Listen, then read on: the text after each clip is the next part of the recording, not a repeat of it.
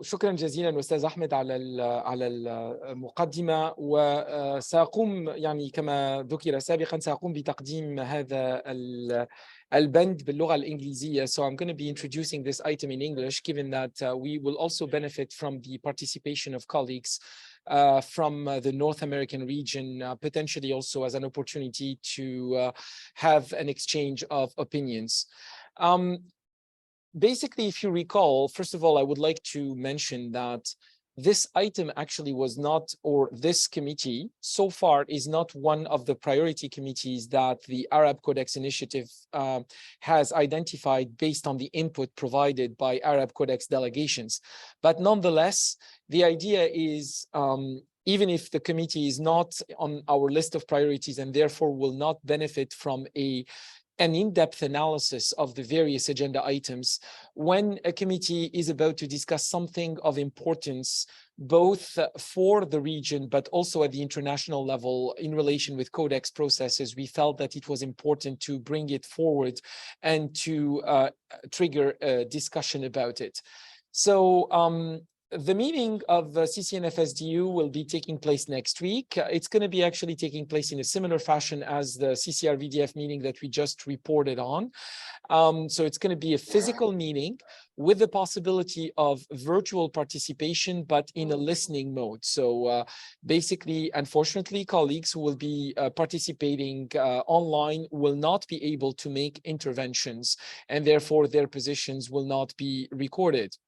The meeting, I believe, is going to be beginning next Monday with 2 physical working groups, one on the NRVs and one on the work priorities of CCNFSDU. What we wanted to spend some time on and actually see the position of Arab delegations in this regard, but also to have maybe some awareness raising and some discussion, is the item related to the standard on follow-up formula. I believe this is agenda item 4. So البند الرابع لجدول الأعمال هو البند الذي يعتبر ذا أهمية والذي أعتقد أنه سيحظى بمناقشات طويلة. So this item will likely be subject to a fair amount of discussion. Giving a little bit of background on this item now. This item has been in the works by CCNFSDU for some time. It aims to update the standard on follow-up formula. This standard is in fact out of date and actually would be considered no longer taking into account the most up-to-date scientific information, and therefore would not be as protective to the infant and young children population. So therefore, there is a need really to make sure that this item advances. The work on this item was led by New Zealand and is in fact still led by New Zealand through an electronic working group. If I have to summarize where we are going to be having discussions, basically the item covers characteristics of formula destined to infants and babies from 6 to 12 months, and a second categories of babies between 12 and 36 months. Now, what is important to note is that this second category may be considered, now the second category of products may be considered different from breast milk substitutes in several jurisdictions, because basically we have an age group that is rather advanced. What is important also to note that the review of this standard took already a significant amount of time, resources, and accounted for a great deal of global data and input from the scientific community and also from the Codex community. And once again, I think there is an importance for this standard to move. As we mentioned, the relevant importance is the fact that if the standard doesn't move, we stay with an international standard that is significantly out of date.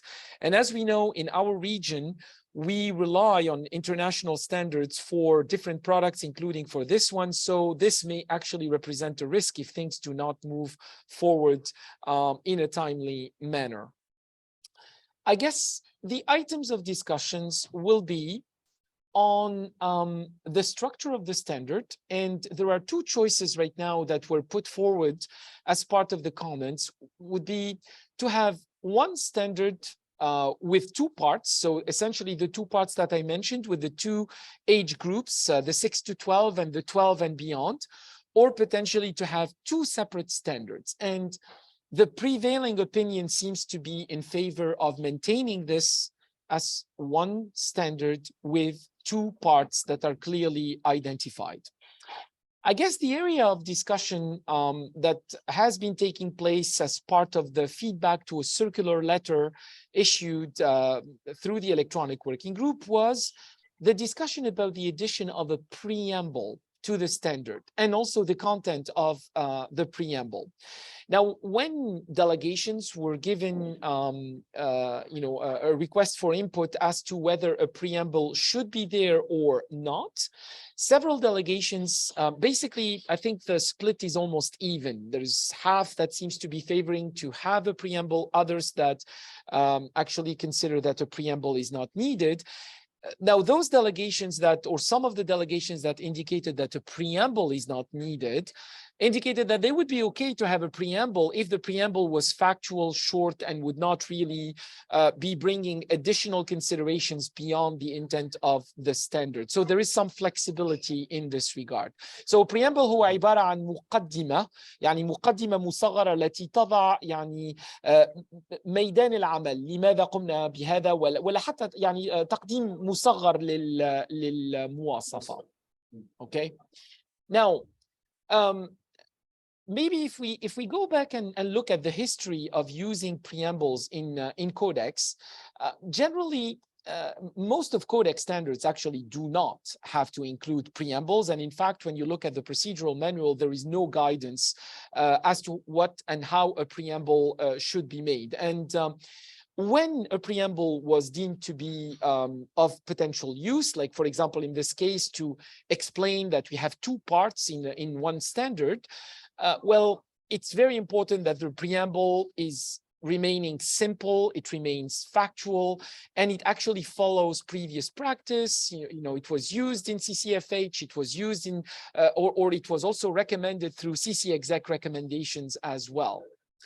Now, where are we in terms of the considerations for this preamble? So this is really the part that I would say is going to be triggering a bit of discussion. Now, I highlighted here the beginning, this part. This part is not between square brackets and seems to be fulfilling the requirement of what a factual preamble would be. And I read it to you. So basically, it says that the standard is divided into two sections.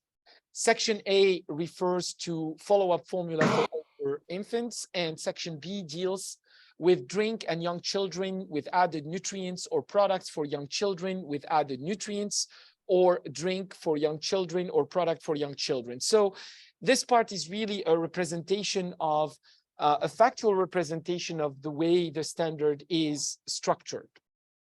Now, there are two other sentences that are have been added. Now, New Zealand, as the chair of the electronic working group, tried to have some kind of an elaboration of the input that was provided there. And those two sentences were added potentially for discussion. The first sentence says the application of this standard should be consistent with national health and nutrition policies and relevant national or regional legislation, and take into account the recommendations made in the International Code of Marketing of Breast Milk Substitutes as per the national context. As you know, there is, a strong emphasis on applying the International Code of Marketing of Breast Milk Substitutes by WHO. This is something that, has been advocated, and that is, part of the public health messages in general, but is outside of the Codex realm. But again, there is a sentence that actually here is proposed in this fashion. A second sentence, also put in square bracket, and that is present here in blue, that says that relevant World Health Organization guidelines and policies and World Health Assembly resolutions were considered in the development of the standard and may provide further guidance to countries. So essentially kind of an additional, information there, again, beyond the scope of the standard, but additional information based on the input that was received. Now, of course, as I mentioned, this was an attempt on the part of the chair of the electronic working group to put a synthesis, because I guess some suggestions went as far as to mention the resolutions of WHA. Now, if we want to discuss this, and actually we want to discuss this, of course, as a region, in terms of codex practice and what precedent this may set, or what type of procedural impacts this discussion may have on the future of codex. As was mentioned, having a preamble when it's useful, the practice was there, but the preamble has really to be factual. The two sentences in square brackets may pose problems in various levels. The first element is that when you see what they say, they practically say things that are known or admitted to everybody, and that they don't need actually to be mentioned in a codex text, in the sense that the fact that a standard should be consistent with national health and nutrition policies, and the fact that every country is to apply its own oversight or its own jurisdictional management, if you will, of the way these products are to be used. That's a given, and necessarily does not need to be mentioned in a codex standard, because otherwise our codex standards will be too long. I mean, we will have practically to mention that in every codex standard if we apply that logic. And this is also a reminder of a footnote, or an element related to a footnote that is used in the food additives general standards, and actually is causing problems, in fact, in the way the food additive standards are being considered. The same thing also applies to the second sentence. When you look at it, it speaks about the fact that, well, when this was developed, relevant documents or relevant resolutions were considered and may provide further guidance. I would say that the same analysis could apply if for every codex standard that we develop, we have to mention all the sources on the basis of which the codex standard was developed, or all the considerations around which basically countries need to consider the application of the standard, which is again left to countries to decide. We will have very long codex standards, and we will be setting a precedent for probably not so clear codex standards. So I'm opening this to your consideration. I don't know if you had a chance to look at this. I guess the reason why we wanted to bring this, we wanted to bring it from a public health interest. The public health interest is this standard needs to move forward and should not be bogged down by discussions that represent sometimes some policy lenses. We know the position of a number of countries, or not countries, but it can be also some NGOs around the use of breast milk substitutes. There is nothing in this text that advocates or says or advertises for that. On the contrary, what we want to make sure is that when these products are available in markets, these products need to be safe. They need to be fulfilling the nutritional requirements for the population, the vulnerable subsets of the population that they are intended for. And also making sure also that there is a realization that there is a second subset of products that may not be even fulfilling the definition of a breast milk substitute. So trying to have all these considerations in the codex text, maybe bringing, what I would consider to be a pollution to the policy around the text itself. The text aims to provide clear guidance for for the availability of safe products. And this standard has to move, because otherwise, we are staying with an outdated standard that may put a vulnerable population in developing countries at risk. So now, again, this is what I say basically at the last slide. We need to make sure that those safeguards related to taking into account the latest scientific information are considered in the update of the standard. And there is perhaps, again, these products are also used in the Near East, and we need to make sure that we are not bogged down by discussions that may delay it.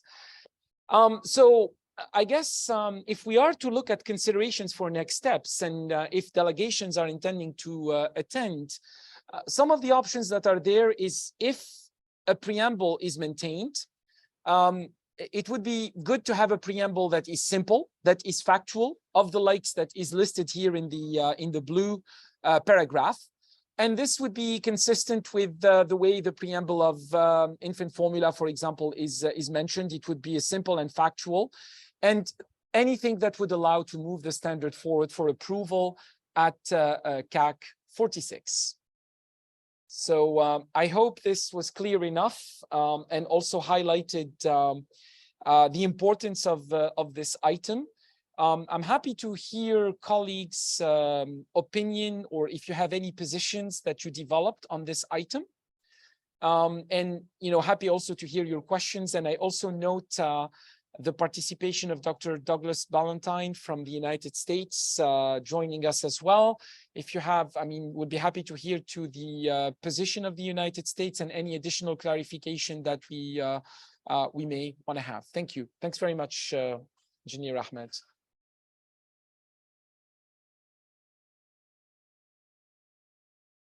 You're muted, Ahmed. Sorry, you're muted. Sorry. Thank you very much, Sami. Thank you for Mr. Douglas for joining us. And Mr. Douglas, you have the floor if you want to introduce yourself. Mr. Douglas. Yes. Yeah, I'm here. So Okay. Good afternoon all. Thank you for joining me. I'm Douglas Ballantyne. I'm a senior science advisor for international nutrition policy at the United States Food and Drug Administration. And I'm the US delegate to the Codex Committee on Nutrition and Foods for Special Dietary Use, and also the Codex Committee on Food Labeling. So I thank you all for allowing me to spend a few minutes with you today. I think Samuel did a really excellent job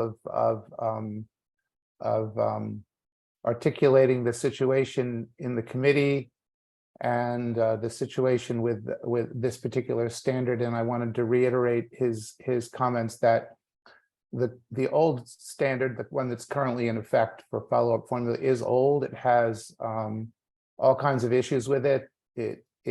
It's predominantly designed for children between 6 and 12 months of age, and it is not a complete formula. So it's not suitable for providing complete nutrition for kids for that age group. And there's very little in there in terms of guidance on labeling and other aspects that were important and have been raised by many countries and NGOs. So as Samuel said, we've spent the last 12 years developing this particular standard. We've, as a committee, we've addressed many issues. And I think a lot of the issues that were raised in many of the World Health Assembly documents and the WHO documents and others have been paid attention to and incorporated into the standard, particularly in the labeling section of the standard. So this standard really represents a significant update, both from a nutritional composition perspective, but also in terms of guidance on labeling and safety, which Samuel mentioned. And so we, as the United States, also feel that it is really critical that at this particular meeting that starts next week, that we're able to complete this standard and move it ahead to step 8 at the CAC so it can be endorsed later in the year, because it really will go a long way to providing both improved information and communication and better formulas, but also better safety standards as well. So we really feel it should need to move it forward. And Samuel was pretty clear that the two key discussion points are going to be structure and preamble.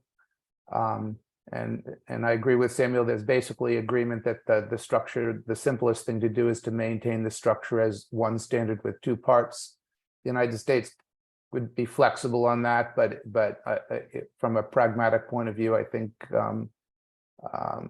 one standard with 2-part works perfectly fine.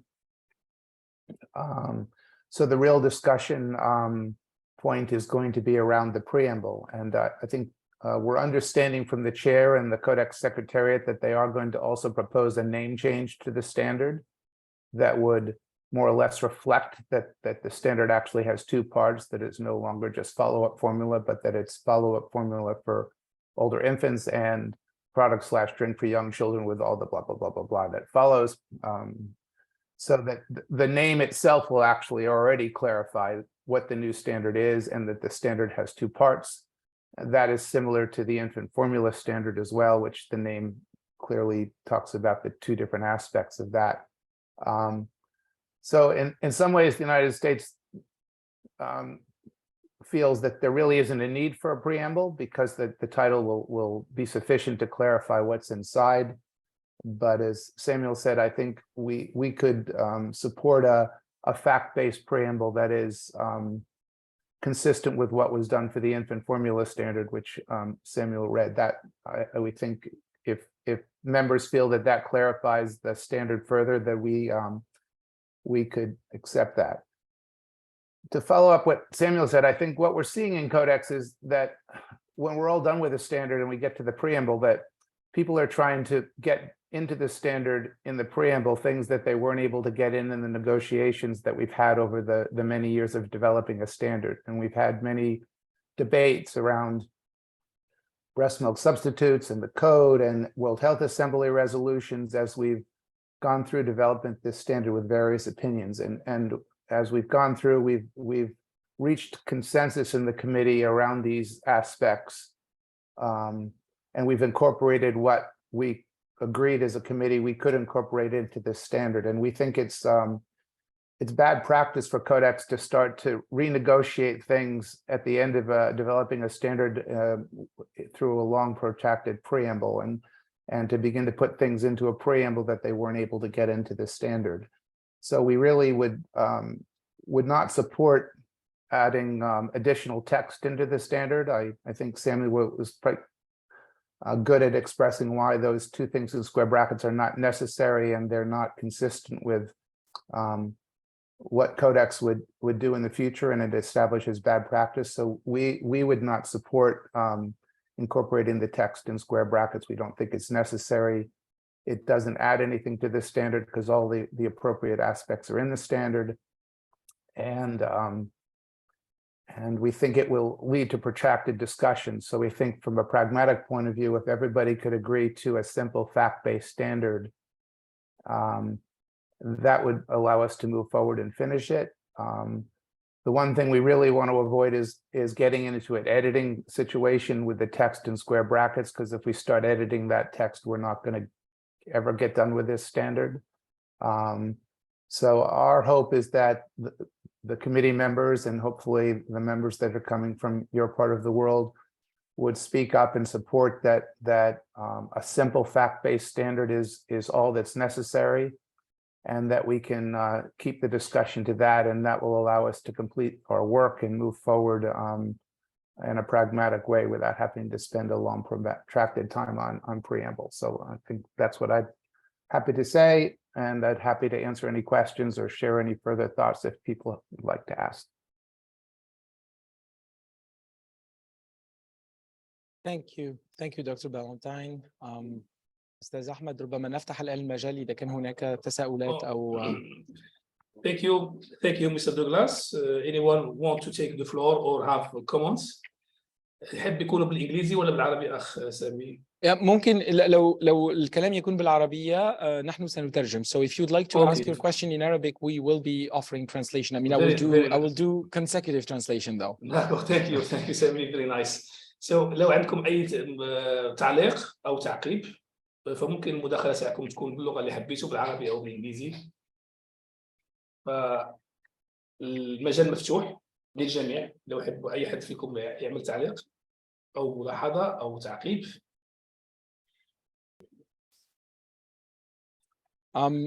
Perhaps actually we can go to our colleague from Morocco while Ruba fixes. Okay, from Morocco. Who? Rima? Dr. Samah, I think, has her hand raised. Okay. Hello, everyone. Hello. Thank you for giving me the floor. So I will share with you our reflection in Morocco of this mirror. So as you said in Codex text, we don't have a preamble.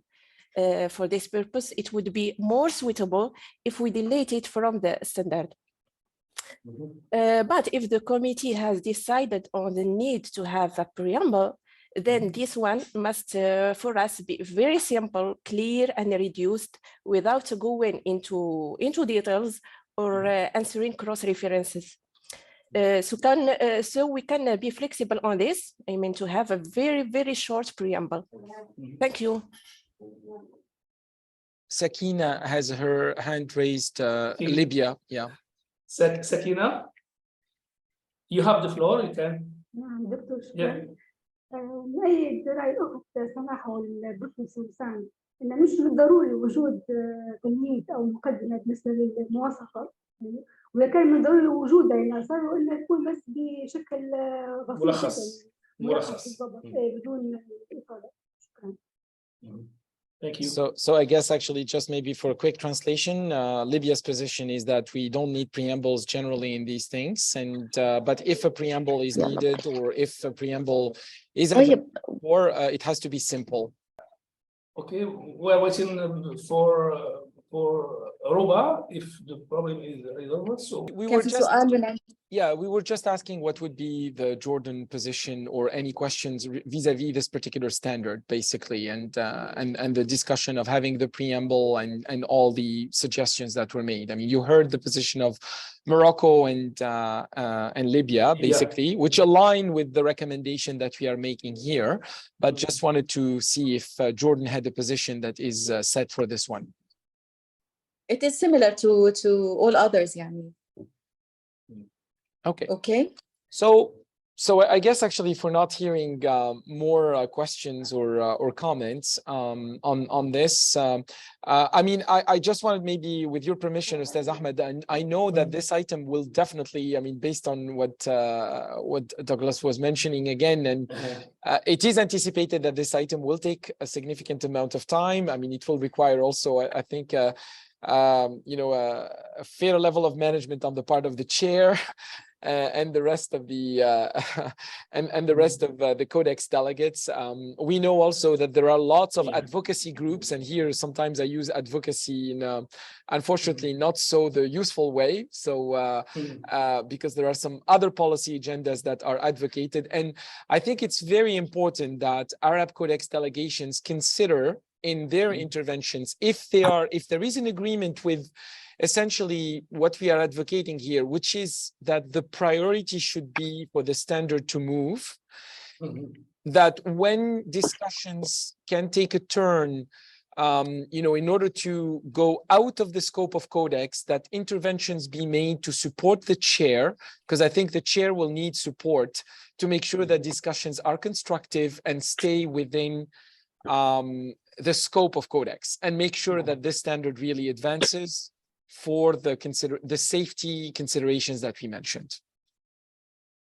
Yeah. Thank you, Sami. تظن ما فيش أي مداخلة أخرى أو تعليق أو ملاحظات ممكن نضيفوها. Dr. Ballantyne actually is requesting the floor, so. Okay. Yes, thank you for allowing me to speak one more time. I just wanted to emphasize what Samuel just said, is that speaking up, I think, is going to be really important, and the chair will need support. It's not clear. I did have a chat with the chair earlier in the week. It's not completely clear how she's going to manage the discussion, but we think that she's going to start with the discussion of just whether there's a preamble at all, and whether or not the people can agree to the simple fact-based aspect of the preamble. I think if people speak up at that time and really support either no or a simple preamble, and say that that is all that's necessary, and that they wouldn't support additional text in the preamble, that would go a long way to then potentially reaching consensus early, and not getting into a discussion, a protracted discussion about the rest of the text. So I would encourage delegates that are going to be there to speak up and support the interventions of others that might speak up on a similar topic, because that's the way we're going to reach consensus. One of the things we saw with the virtual meetings is that oftentimes people didn't speak, and it was very difficult to determine whether there was consensus or not. So I just really encourage those that have something to share to speak up and intervene and contribute to the process. So thank you. And that's just what I wanted to share. Thank you. I think that your proposals is compatible with other countries, with Morocco and Libya. Thank you very much, Mr. Douglas. Thank you, and we hope to see you next time, next meetings. Yes, thank you, and everybody have a good day, and look forward to seeing who's going to be in Düsseldorf later in the week on the ground. So take care all and safe travels. Thank you very much to be with us today. So, Sami, I think